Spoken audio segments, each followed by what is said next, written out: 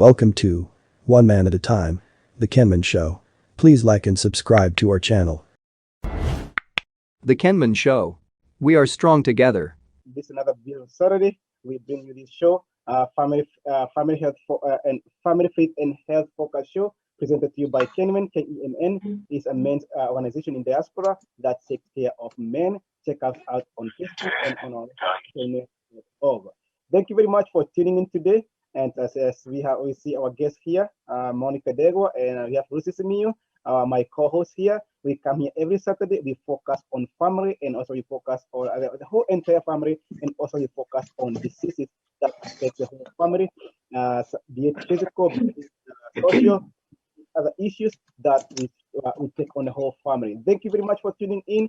We take our apologies because we had several technical issues and we were not able to come in right in time. But hey, better late than never. And we say that we're gonna be doing this show regardless of technical problems that has taken almost 1 hour. So thank you for accepting our apologies and welcome to the show. I can see my co-host here, Lucy. How is Lucy? How is your week? How is Dallas, Texas? Actually, it's Houston, Texas. It's well. Of course, we experienced some storms here. Big on weather. We are good. It's rainy. And like we said, we apologize for the delay, but we are here. And today we continue to discuss on the subject that we started last week. Is that what you wanted us to talk about?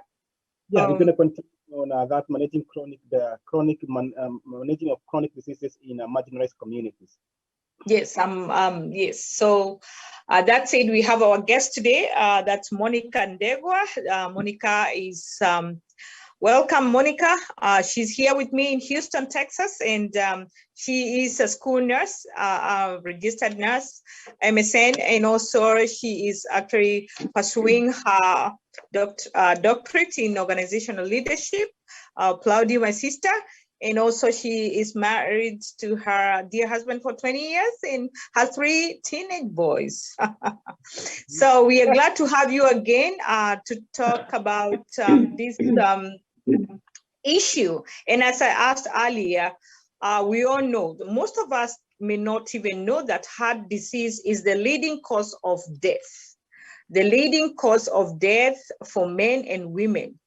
But we have at least some hope because with modification of lifestyle, lifestyle changes, we can reduce that risk and by about 80%. So that's what we are here to discuss with our guest, Monica. You can take us through that preventative care. Welcome, Monica. Yes, thank you. Thank you, Lucy. I'm excited. We're getting to continue with this topic. And I think the best place probably to start is to just touch on a little bit about heart disease and what are we talking about here. So there are many types of heart disease, but for this particular conversation, we're really talking about coronary artery disease and heart attacks, really. So kind of understanding how it happens and then why we now do need to make the lifestyle changes that we're going to talk about. So the main thing with heart attacks is mostly they start with, coronary artery disease, which is just buildup of plaque. Plaque is buildup of cholesterol and other particles that build up inside the arteries, on the lining of the arteries.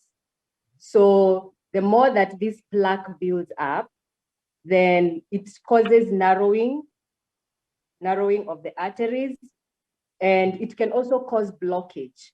So say like a small piece of that plaque, pulls off, If it pulls off and some bleeding starts there, then the body's natural reaction is to form a clot, So it's going to form a clot there, which is then either the clot or even the plaque alone can cause blockage now in the artery. So that's where now a heart attack is going to occur because of that. Because now with that, there'll be blockage of blood flow to the heart. So now, based on that, the reason why we need to talk about this is the plaque itself the cholesterol, and how to prevent all that now from occurring. So in that sense, with that understanding, then we look at what are the risk factors that now increase our chances of actually, getting heart disease.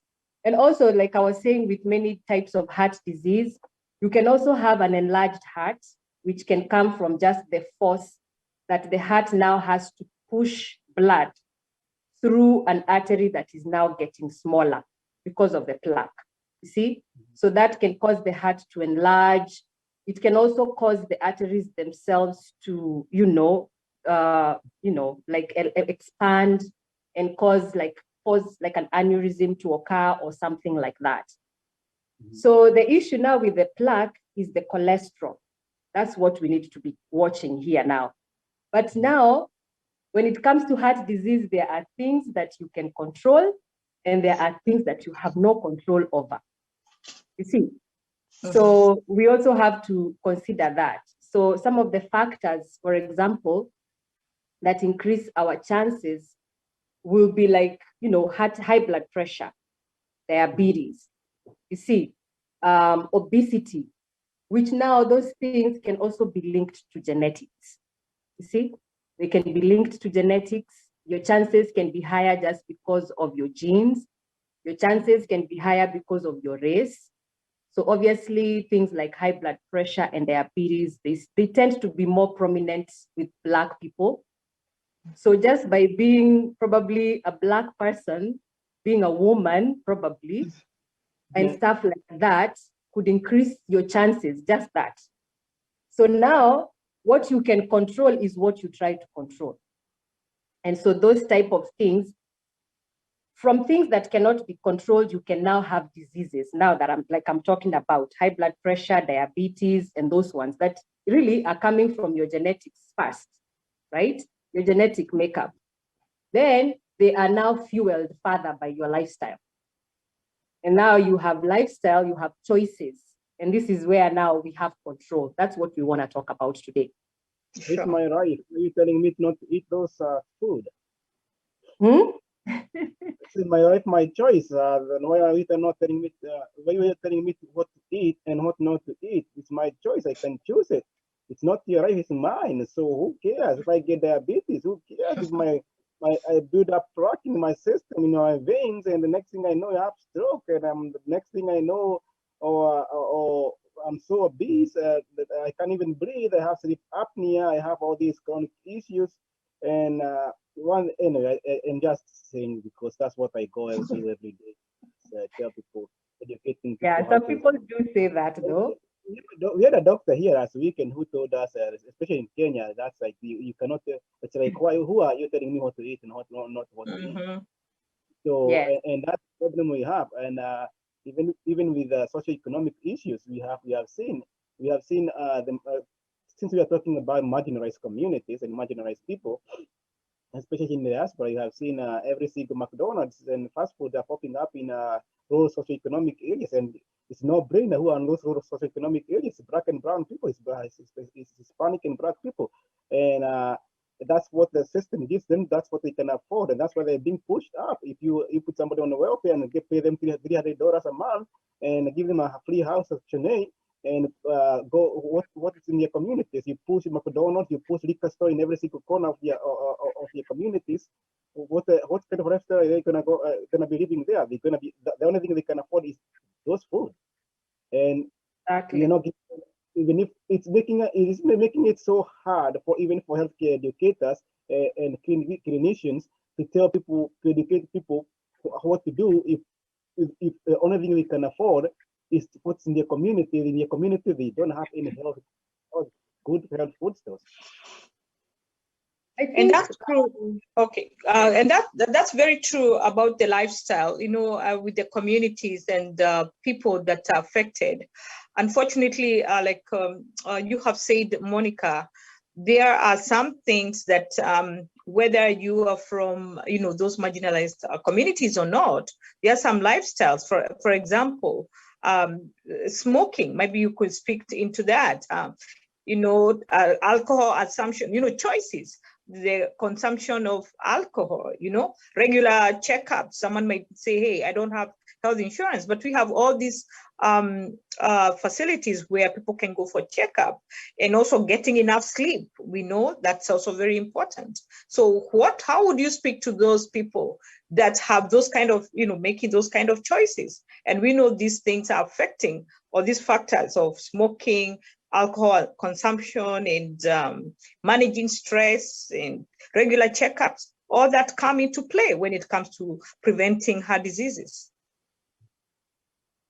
I think here is where education comes in, because people don't care about what they don't know. You see? So by hosting, for example, just a simple conversation like this one, dialogue like this that starts the conversation, then somebody who could be saying, it's my life, my choice, then now they get to hear, this is why I'm telling you not to eat what you're eating. You see? For this plaque buildup, for example, the best thing to do is to cut out cholesterol, right? Now, cholesterol has always been like the big, like the danger here. But for me, I'm more worried about saturated fat than I am so much about cholesterol itself. And so, like, might be for the layman, for the, the very person who has no idea of what cholesterol is, or saturated or, unsaturated fats. Maybe we could go into the in-depth of the type of foods that, the food there is, for us to understand what exactly we need to eat and not to eat. Yeah, so like I was saying, you might find like foods that have high cholesterol, saturated fat and trans fats, right? And foods like those are the most dangerous, because don't forget the body makes some cholesterol. The body does make some cholesterol, It needs. Yeah, it does.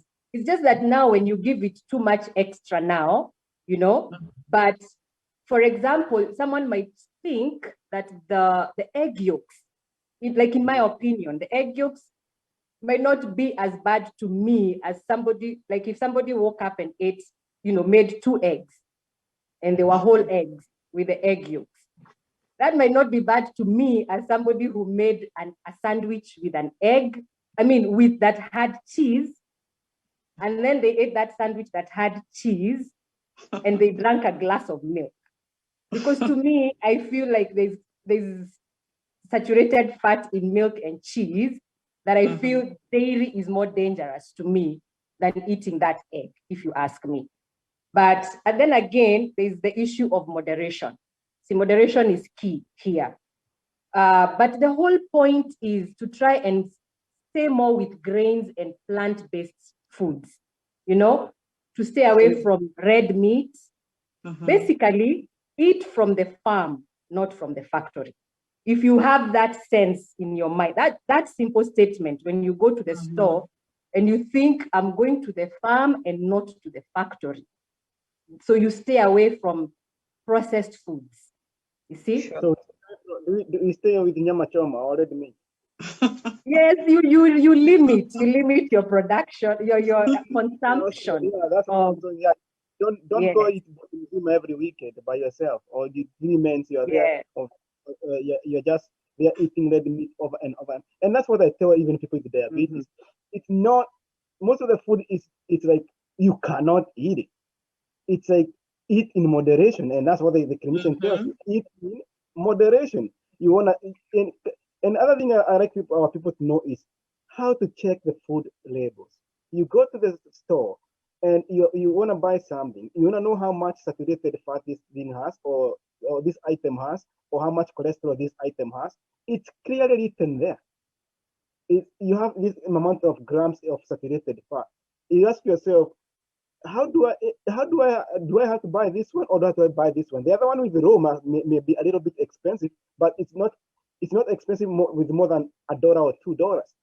So would you rather spend $1 or $2 more, or buy this one thing with way too much saturated fat and spend thousands of dollars buying medication or be getting sick. That's one difference we should understand about people. The other thing about our people, and Rusi still talked about it, and this is what we do with Kemen, is about people not going for checkups and going to the hospital when it's too late, even when they are in diaspora. I know I used to be one of them. I'm gonna confess here.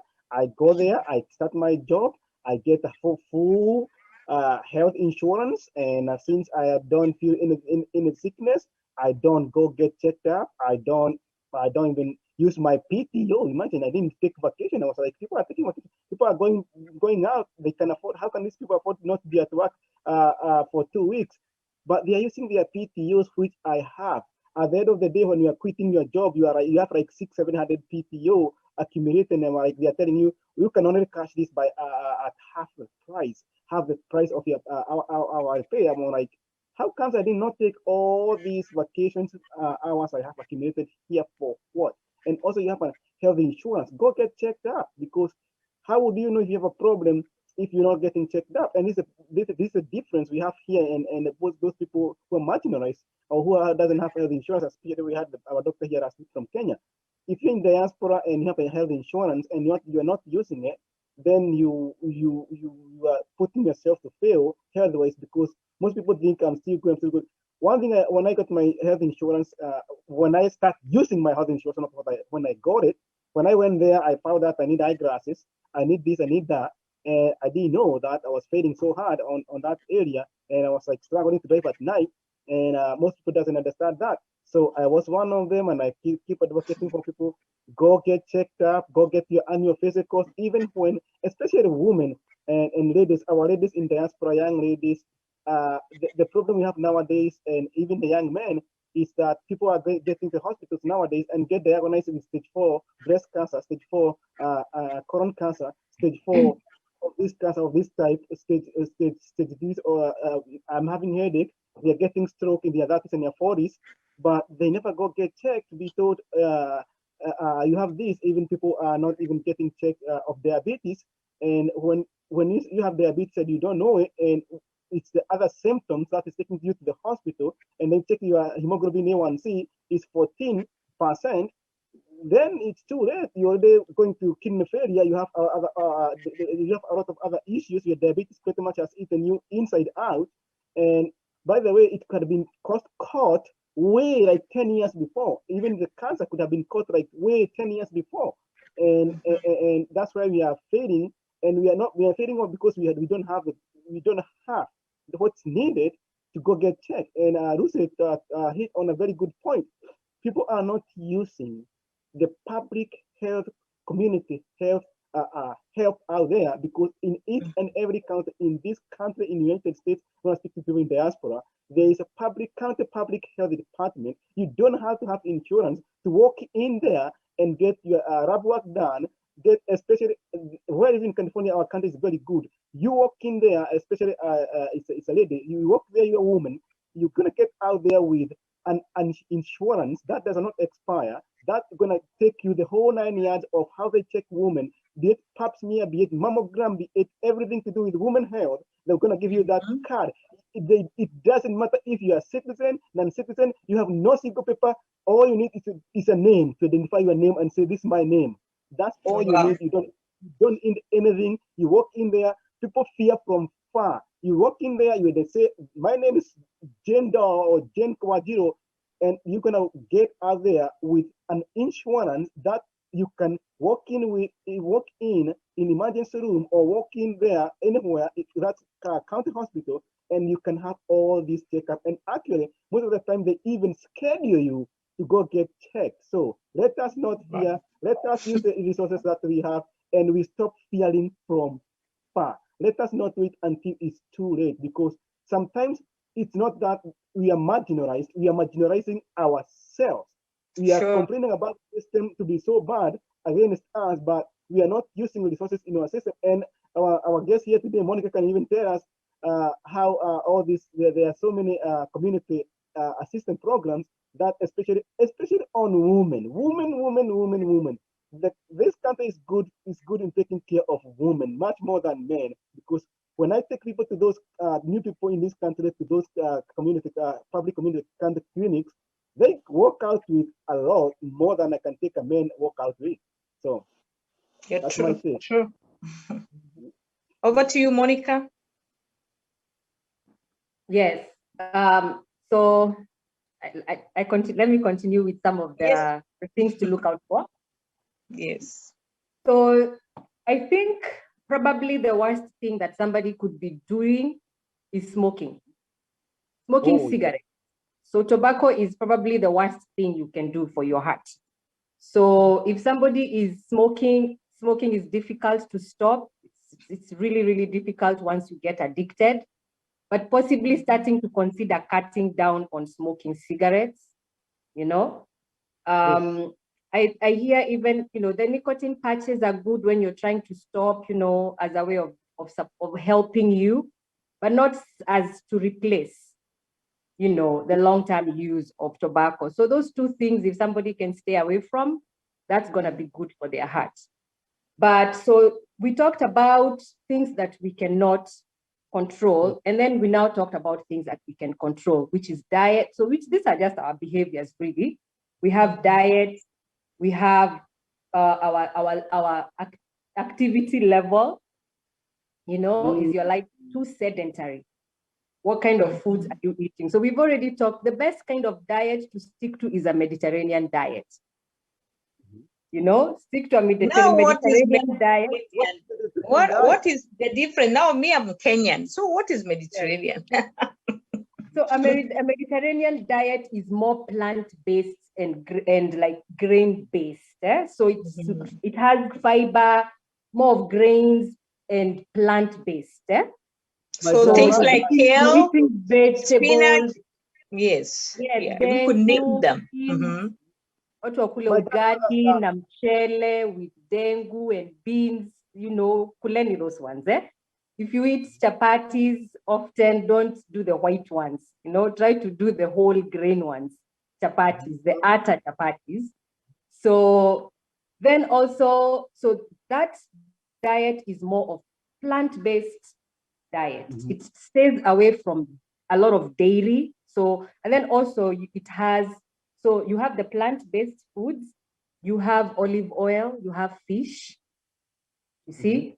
So if people ate like that, whole grains, fish, those healthy oils, and don't do too much dairy, especially the cheese and the milk. I know that is given a lot to the kids when they're growing up, which is okay because that's good at that time to help with brain development. But at some point, the milk should go from whole milk to 2% milk, probably 1%, and then go reducing the quantity of milk that you are giving, and cheese and bread. As you have said, I want to cut you there short. As you have said, when I grew up in Kenya, I didn't know the difference between whole milk, 1%, 2%. I keep drinking all the whole milk straight from the cow. It's too much fat. When I come here, it's too much fat, but at the same time, the level of activity was different here. And one thing I want to touch about level of activity, because that's one thing that's happened pretty much causing havoc in Kenya right now. We have motorbikes. Motorbikes came in to wreak havoc in our old generation. And we have seen the activity skyrocket, blood pressure skyrocket, strokes skyrocket. People are just getting sick and sick and sick because the level of exercise pretty much has gone down. People are not actually nowadays. People are walking. Walking. We used to go to church. We used to go everywhere. We used to go to the market. And our mothers and our fathers right now they are just the sedentary lifestyle of they cannot even walk a half of a kilometer. They cannot even walk half a mile. They have a motorbike that's gonna get them there. And I would say let's encourage walking. Let's encourage healthy exercising. And especially those people in diaspora, they call them please get out, and you don't have to have a gym. I tell people the tarmac is free. In each and every single community you're gonna go, there's a park, there's somewhere to walk, there's pavement. Get out and walk. Nobody gonna look at you as funny. Walk, exercise, get something you do. You can even work out in your own houses. I've seen ladies, they even have this free program from YouTube. They just work out in their own houses, perfect in their own houses. So exercise is something that's very, very, very good, and that's one I'm gonna advocate much more and more and more. And our sister is advocating for that. It's like it's weight loss program in this country is a multi-billion-dollar programs in this country everywhere. Does it have to be a multi-billion-dollar? No. No. Yes, go ahead, Monica. Actually, Yes, you know what, before even Monica speaks about that, you know, some of the things, especially even for us in, you know, in Kenya, we are adopting things that we should not even be adopting at all. You know, before, when I don't know about you people, when I grew up in Kenya, we walked into those kindergartens. We walked to Sunday school. We walked. I remember there's a lady right now. She's in, I think she's 72. The lady that took care of us. She's still alive and active and still coming to do the work, the shamba, the garden work that she used to do those years. She's still alive. That time we thought maybe she was poor because she didn't have a vehicle, but she's the most wealthy person today. She's very, very healthy, you know, because they walk a lot. So, and when you talk about this country, it's about also policies. We don't have to have people, you know, we have all this food chain, they're called food stores. The 7-Eleven, the, what do you call them? These small, you know, those stores, yes. The food stores at every gas station is a food store. And they have all these foods that are cooking. Unfortunately, that is America. When I actually visited myself, I did my health global management in Germany, you see 70, 80-year-old walking. They walk everywhere. We don't have those food stores. It's something we can borrow from Europe. The cases of obesity are so low because people walk. They walk to the train station. They walk. But here is, oh, take me to, you know, mom, walk me to school. Even us, we don't even walk to church anymore. So I think a lot is being called for, managing our lifestyles. And while we're still there, might be, I don't know which other part we want to talk about, but also, Ms. Monica, as you continue to elaborate, could you please also share how the link between stress and heart disease? It's not very well understood, but there's a link on managing stress and heart diseases. Yes. I think also heart disease, one thing we forgot to mention is the added sugar. Staying away from added sugar.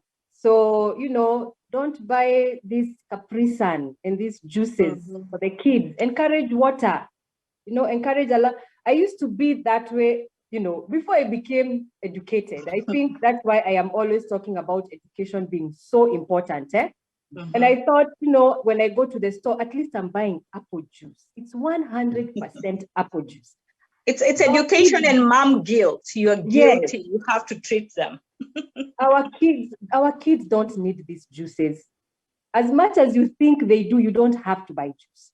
You know, encourage drinking water. And, you know, sometimes, you know, just watching and teaching your children to watch their urine when they go to the restroom. Tell them how to identify the color of their urine. So in my household, I would teach my kids all the time, if you're seeing orange, that's not good. I used to just be telling them like their kidneys are going to be burning up. So they wanted to see clear urine that is not so dark, which then would mean they would have to drink a little bit more water, you know? So we don't need this. We don't need added sugar. If you're adding sugar, you should not be adding more than 6 teaspoons of sugar. In my thinking, from what I have studied, I don't think anything more than 6 teaspoons of sugar that you've added throughout the day is healthy for you. Same with salt. Salt, you want to try to stay below 2400. Now, if you just learn how to start watching the ingredients package, you know, like the ingredients, the labels, the food labels, and see how much salt is in what we eat. It's crazy. You eat one little thing, it has like 300 milligrams of salt, 500 milligrams of salt, and you're trying to stay below that 2400. So now if you go shaking salt onto your food, you make things worse. One thing for sure you can stay without is sugar. That you can do. Your body can totally do without it. But in terms of stress, so that's another thing I was going to say, you're 5 times more likely to have a heart attack after a very serious argument with someone. And that's also, a lot of things could come from that also. They could come from, remember, we started with the plaque buildup. So this has been building up. Your arteries have been building up with plaque. Now, it is getting to that point, maybe even a little bit piece chipped off, and now you have some bleeding and there has been some clotting that has taken place. Now you're a ticking time bomb. Already your heart has to pump harder to get enough blood to go through that already smaller artery now. Now you get into a heated argument, your heart racing. You know, you are pumped. Your heart is trying to work harder and pump harder. The chances that you're going to get a heart attack is going to be that big. You see, it's just all that pressure and all that work that is going to come from that. But also, stress contributes to how much cortisol is in your body, how much all that stress build up, which also contributes to weight gain. And the weight that you want to worry about is the one that is sitting here around your abdomen. That weight that sits around your belly, especially for our guys, that's the weight that you don't want to have. That's the dangerous weight. That one, that's the one that kills you, the fat that is around your belly like that.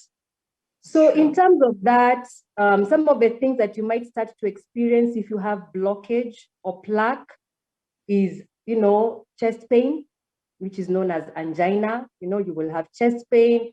It can feel like shoulder pain, that's kind of like over here. Some people, when they are about to have attack, may feel it coming up all the way to the jaw, feels like jaw pain. So it can feel that way, mainly because the heart doesn't really have nerves for pain. So that pain is like radiating to other areas. You see, you might have shortness of breath, you get tired easily. That can come from the fact that you're not probably getting as much oxygen in your body because of that, of the blockage that you may already have in your arteries. So for somebody who might be feeling like my body, my choice, that is what your diet is going to lead you to. Your sedentary lifestyle, smoking, excessive alcohol. They say that for women should not have more than 1 drink a day.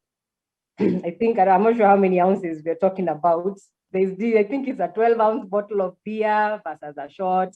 So like that, 1 shot. So 1 drink a day. And men, not more than 2. Now, we know in our community, that's not a reality. A lot of us drink a lot. There's a lot of drinking in our community. So the drinking, the eating nyama choma, smoking when you're with your friends, if you can limit that, then you definitely are going to reduce your chances of having heart disease. Just doing everything in moderation, really.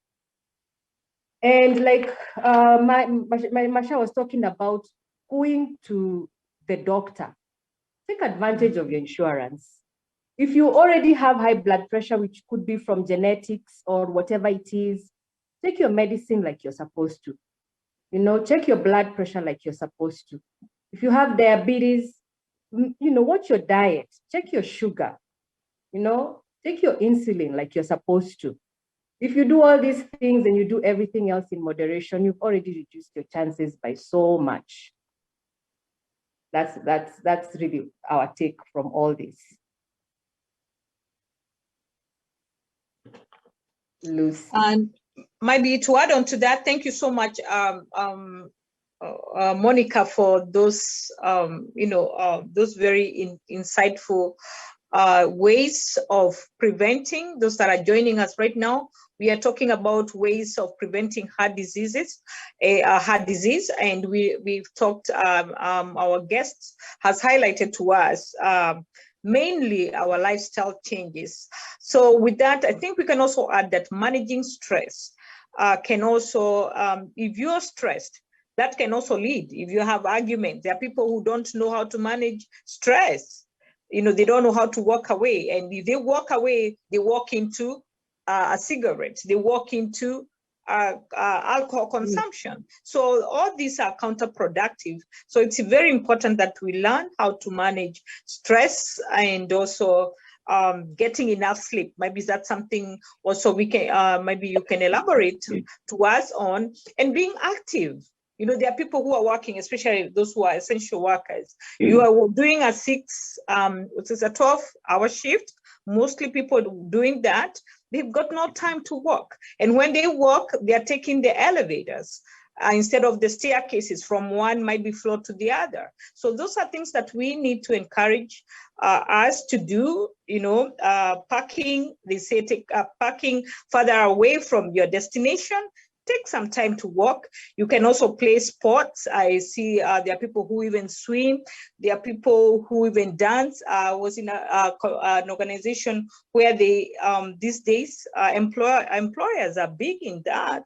They're giving people places of work. At work, you have gym, you know. So it's good to capitalize on this. And they don't have even these lifestyles don't have to be expensive. You know, we always want to talk, the gym is sounding like something very expensive. No, you can walk 30 minutes with your child or walk to your nearest shopping center, to the nearest Walmart. I'm talking to myself, I don't do it, but I think that's a good thing to do if you have, of course, if it's safe for ladies. So all that said, I think it's important. Maybe Monica, you can talk, tell us about a little bit about sleep. Getting enough sleep, because most people are not getting enough sleep, and how is that contributing? And that's what I was going to say, actually, when you talk about stress, is that for people to realize that stress is not just about mental. Stress can just be stress on your body, which can come from that. You're overworking yourself. You might be eating very healthy, you make time to work out, but you're overworking yourself. You're taking on too much. Maybe you've taken on too many family challenges and you're helping too many people and you're working yourself literally to your grave. That is what it means when you're working yourself to your grave. So that is where self-care comes in. And also being able to read your body. Read your body. You see, like, for example, for me, Lucy, I don't know about you, but I've always been somebody who would yo-yo with my weight, up and down, up and down. You know, weight is a struggle for most women. Sure, of course, you're not alone. Yeah, you know, when your body is talking to you, listen.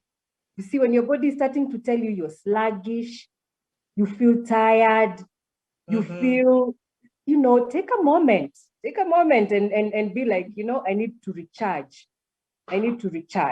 you know. So during lunch, instead of going to sit in the staff room, get out of the building and go make one lap around the building and come back. When your body starts to talk to you, listen to it. To it.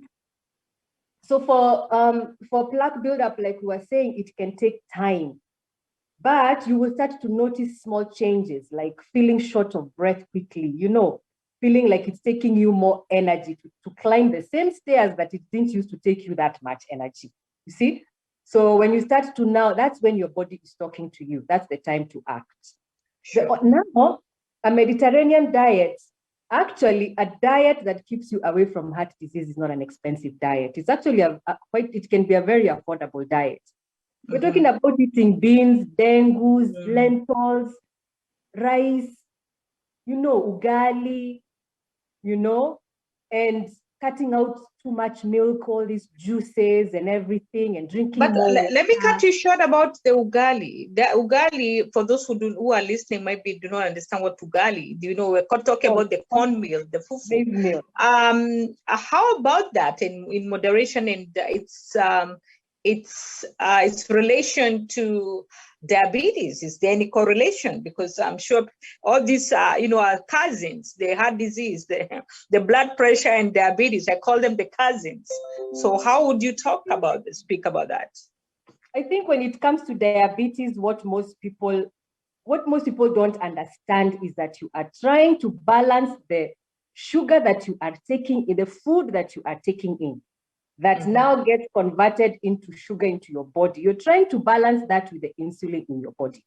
You see, You're trying to have a perfect balance so that you don't have too much sugar or too little sugar. You see? Yes. So I think sometimes people go to too much extremes when really you are trying to check how much sugar do I have in my body now before I eat. So if my sugar is already above where it's supposed to be, do I need some insulin if I'm going to eat now a big meal, like a full meal?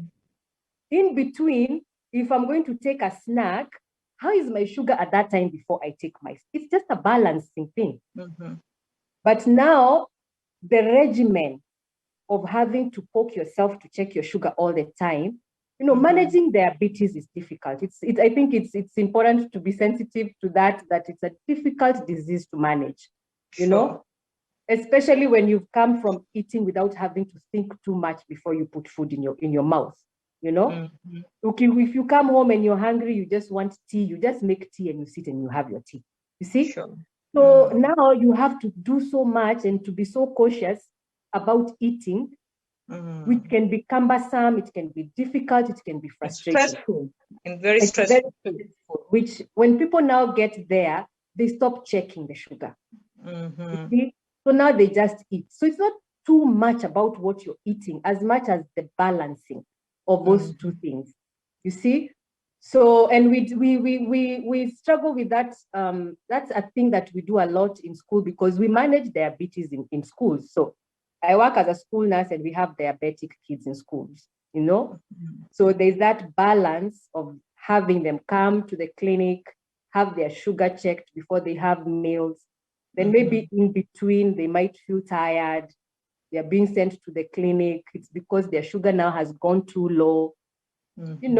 Sometimes somebody's taking too much insulin. So it's that balance is not too much about the food.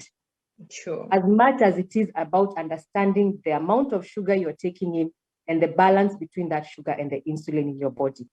You see? That's a very good point. Thank you for elaborating about that because most people do not understand that. And so how many hours, for anyone listener that's listening, how many hours of sleep is recommended for adults and for our young adults who are not even getting enough sleep? They recommend 8 hours, usually. I don't think most adults get more than 6 hours, but I think anything below 6 hours is unhealthy. I think anything below 6 hours is unhealthy. It's in between. So too little, too little and too much sleep can increase the risk of cardiovascular diseases because, if you're not sleeping well. Yes, that's important. Okay. Go ahead. Thank you. So I think the biggest thing now with diet is, how you were talking about the corner stores all everywhere. You see, part of educating the community is teaching the community about how much right they have. And so if you go to rich neighborhoods, you go to certain neighborhoods, and you find that they have walkways, they have parks, and when you go, they have healthy food stores. So when you go to you find proper grocery stores that have proper groceries, proper food. Yes. And then you go to poor areas and you don't find such things. It's very hard to find. So you have to go a distance to find a grocery store that has fresh fruits and vegetables. And you're more likely to find the corner stores that sell oodles and noodles and these other kind of junk foods. You're more likely to find a McDonald's than you are to find a proper grocery store that has fresh fruits and vegetables. That is where the trick comes in. And then you find that the reason is because you don't have so many of these stores because the people there cannot afford that food. You see? So there are not enough parks. There are not enough walkways. So what type of education do you take to this community about the importance of voting, being a part of building your community? Because in this policy. That's where now Yes. policy comes in. Yes, because we Both. need people who also understand, to be able, not only understanding, because there's one thing to get all this knowledge as we're speaking, because anyone could get this textbook knowledge, but then that is the big point you're bringing in, whereby we elect informed, educated people who know to implement, because implementation is the problem, is the challenge. We do not have policy implementers. You know, we got to get people who will go and work for the mwananchi, I mean, the real person. Even in Kenya, and that's why I'm speaking Kiswahili here, because we need people who can effect these policies, including us. You know,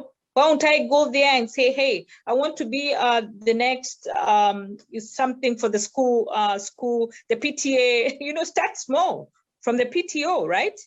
And then rise up, and so that you can influence the food lunches. And I think this one time, my daughter, when my daughter was in middle school, I attended those meetings. I would go there and speak in those PTOs, you know, where you are saying, hey, well, our lunches are this and this, and you will talk to the parents. So sometimes we think it's somebody else, but it starts with us, even parents, from PTO, small things, volunteering and speaking to the, engaging with the schools, engaging with our communities. Go ahead, Monica. Yes, be a part of the change that you want to see. I tell people that all the time. Be a part of the change that you want to see. You know, sure. If you want this, if you want to live healthy, then you are the one that has to be a part of that change. It cannot be just your doctor trying to keep you healthy. You know, you have to get up and be part of it, you know, because just going to your doctor and getting medicine that you now take for your high blood pressure, and you just go home and all you do is take medicine for your high blood pressure. The one thing I would like to encourage is, you know, eat the foods that you want your children to eat, you know. So don't be the one that just like says and then doesn't do, you know. But most importantly, like we have said, majority of this comes from choice. Sure. Nature plays a big role, but majority of it comes from choice. Choice and knowing and acting. Like you said, knowing alone is not important. You have to know and act. Yes. So when the last time that we were here, we talked about marginalized communities, especially now, like in Kenya. And you come now to situations like this and taking this type of education back home. And the good thing with mostly back home is you're not dealing with people who are taking a lot of sugar, you know, like in the villages or in the poor communities. That is not the issue, really. A lot of it is coming from, you know, people have started to eat more processed foods in our country now. Unfortunately, you know? Yeah. And that is where you're seeing an increase in disease.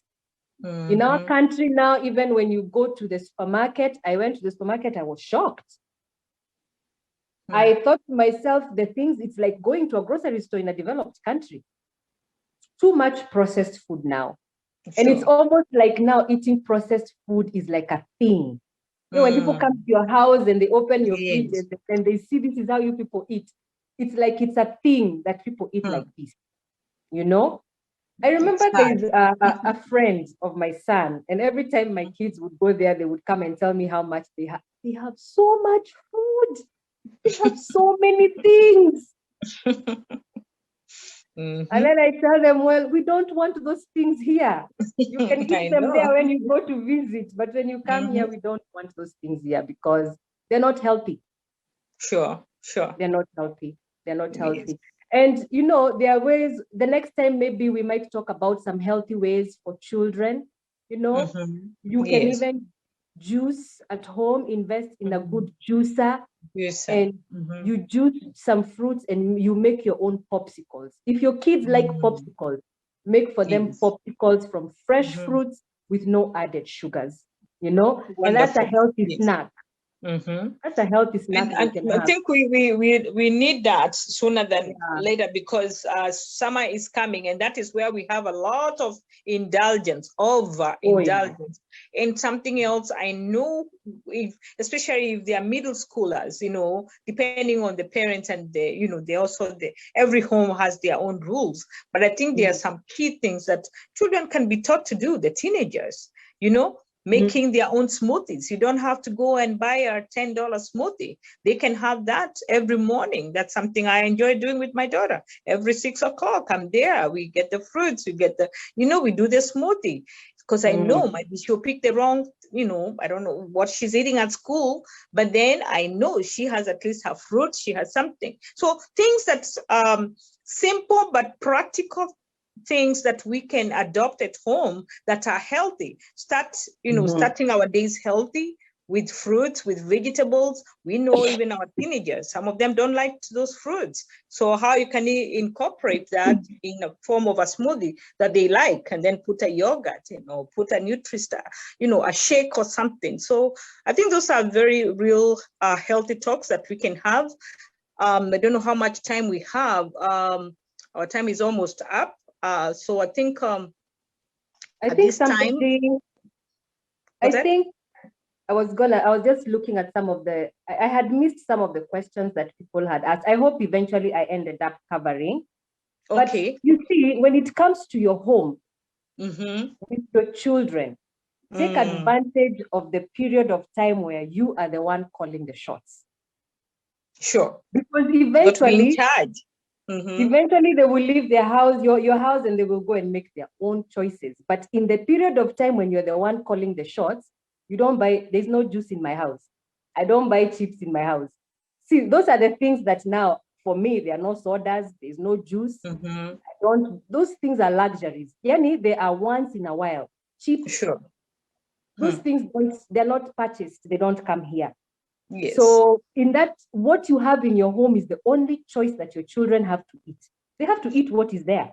And Monica, you're saying the right thing, because I remember telling a parent that, what, instead of stressing, because every time she went to sleep, the child would go back to the fridge.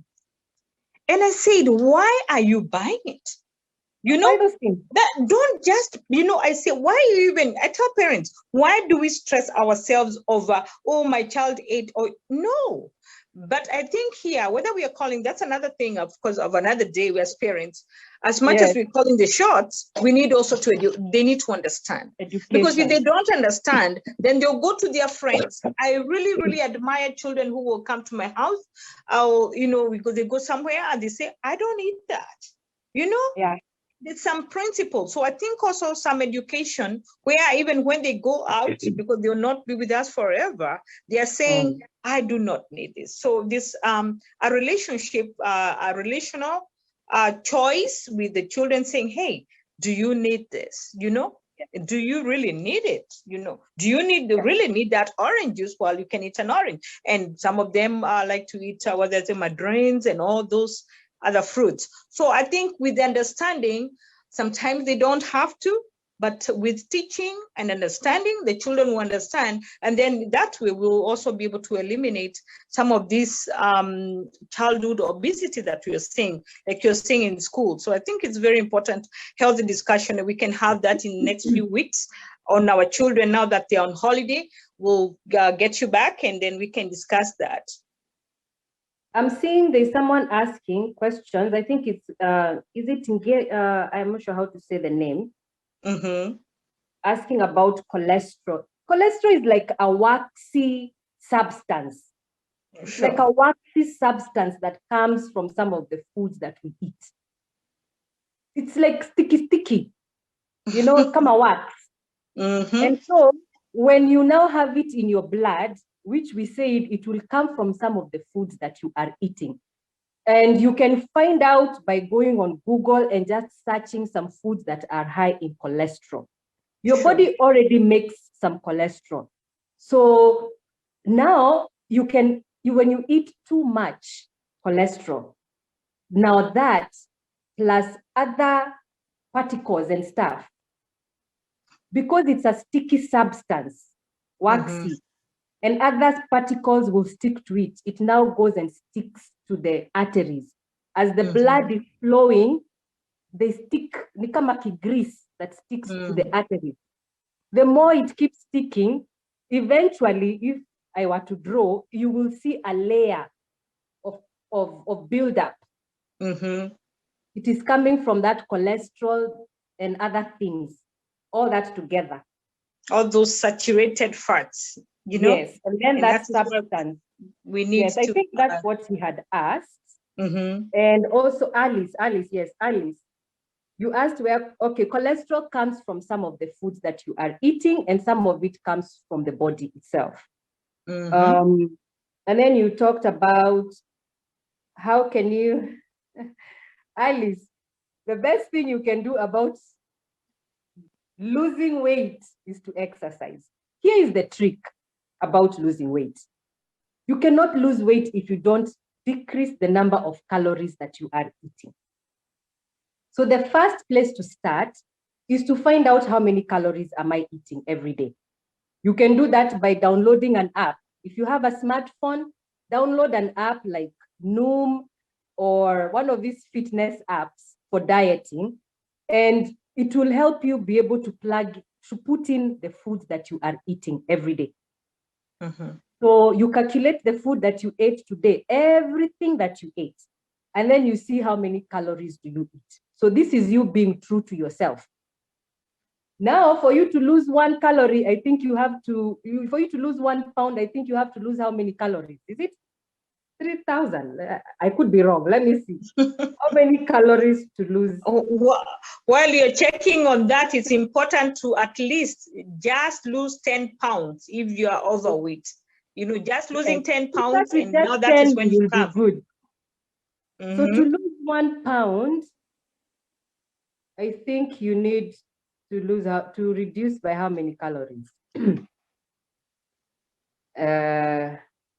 So reaching and maintaining a healthy weight will also ease the burden of your heart, so that to improve that blood cholesterol and blood sugar. Yes, while you get your figures. Of calories. I think it's 3,000 or something for you to lose 1. I'm not sure. Don't quote me on that. For you to lose just 1 pound. So now what you have to do is figure out how many pounds do you want to lose. A healthy weight to lose is like 2 pounds a week, not more than that. I think 2 pounds a week is healthy. So now if you need to lose 2 pounds a week, how many calories do you need to cut out of your diet? So you cannot lose weight without reducing the calories. How do you reduce calories? Either you reduce the amount of food that you are eating, or you burn those calories by exercising. Sure. So you can keep eating the amount. So if you've been eating 2,000, you can still keep eating the 2,000, but make sure you burn 500 every day. Okay? Then now you have reduced your calorie intake to 1,500.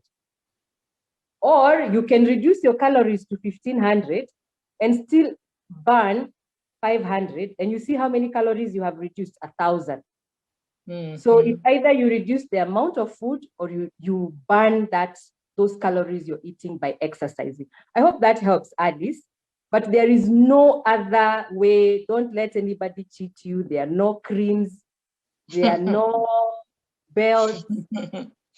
It's a very simple science. You reduce calories. We're spending so much on losing weight. Well, sometimes, and I know some people are disciplined, but I say for me, I don't have really that discipline. Like when I used to work in corporate, world, you would go take lunchtime or take a sister, have a buddy, accountability partner who is calling and saying, hey, or the Fitbit. Thank God for the Fitbit, and you have a buddy thing where you're holding each other accountable and working. 3,500. Yes, because these are very important things to do. So you cannot walk alone. Get a buddy. If you have a Fitbit, some people have Fitbit. I have somebody who said, "Oh, my son bought me a Fitbit. I've not even opened it." They said, "Hey, put it on. Get a buddy. Get a friend, and then you hold each other accountable. You don't have to burn millions of dollars." So I think because of time, we are way ahead of our time. We've spent quite a bit. Might be Miss Monica, you can summarize and then we'll close. Yes, and if viewers feel like they would like a topic that goes more into detail about losing weight and maintaining it, we can also cover that. Sure. Personally, I've also been on my own weight loss journey since last year. I've learned how to lose it and maintain it. So I'm still kind of there. But, you know, weight loss is a struggle for many people. I think if you just look at it more from a lifestyle change point of view, like I just want to live healthier. And then the weight loss will come as a side effect of a healthier lifestyle, you know? So if you cut out, I'm telling you, people who eat a lot of, especially in our community, nyama choma, drinking and smoking, those three things, if you do them 3 times a week, cut out one day for now, and then cut out another day, and then choose to go and chill with your friends once in a week. But now don't make that day to be the one where you go and drink what you missed for the other 2 days. It's one thing leading to the other, right? Yes. So in short, heart disease can be managed because majority of the risks and majority of what causes it is something that can be controlled. Very little comes from just genetics and nature. So lifestyle changes is the key factor here. And these lifestyle changes mainly come from diet, exercise, smoking, drinking, those, and just managing stress. So knowing how to just have a balance and get enough rest. Try to get enough sleep. Most of us don't. But if anything, aim for 6 hours. If anything, aim for 6 hours. Yes. So Annie says that next time we should mix with Kiswahili. We are going to try. We are going to try next time. There's sometimes we speak in Kikuyu, but I'm not in that panel yet. So maybe if you're good in that, you can. So next time we'll speak in Kiswahili. That's no problem. We can mix it up. Other than that, thank you so very much, Miss Monica, for your very insightful information on the heart disease. Last week we tackled high blood pressure and we said it's a silent killer, and today you have given us more insights into that. Thank you so much, and we'll be calling you now that you are in the real world of our children, and we know most children now have juvenile diabetes, so it's important that we speak on that and speak to the parents. Parents, we urge you to send us your questions. We appreciate when you interact with us, because we just don't want to come here and read a textbook. We want to be interactive. We want you to speak to us. We are parents too. It's we learn, and you learn from us. So it's a two-way traffic. So thank you so very much for listening to us. About our topic today was about ways of preventing heart disease, and we found out that heart disease is the leading cause of death for men and women, and that was very important to know that we can reduce that 80% by just lifestyles that are not expensive. Lifestyles should not be equated with money. In a way, you've got to buy the healthy things. So with that said, we say don't smoke. If at all. We know it's a bad habit. Some people I know even go to healthcare provider to be helped to quit. So if you are out there, do not know what to do, there is no shame. Approach your healthcare providers or have an accountable partner. And please, if you're smoking, it's important that this habit, we know smoking, like we had, constricts your blood vessels and forcing your heart to work even harder, and of course affects your circulatory system. Be active, eat a high in fiber and low saturated fats, prevent or treat other health conditions, like I said, high blood pressure with its cousin, the diabetes, and all those other things that come. So it's one thing and the other. Control your weight. limit alcohol consumptions or not at all take it if you don't have to. Get enough sleep. Our nurse, our health educator, Monica, has told us at least have 6 hours, if not 8, which is also recommended. Manage stress. We came here, most of us diasporans. The dollar is good, but the dollar can also take us to the grave. Manage your life. Don't chase after the dollar. Somebody said, you might chase after the dollar, but you go back in a coffin because of the stress. So let's be careful. Let's manage our stress. Let's lead a contented life if we can. Even here, this is a faith.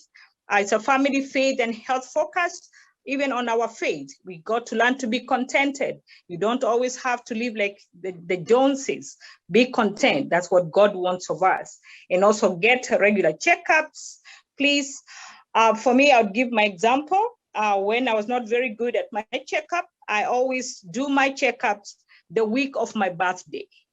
I always urge, get something that will trigger you. Yeah. You celebrate that birthday that week, go have a checkup.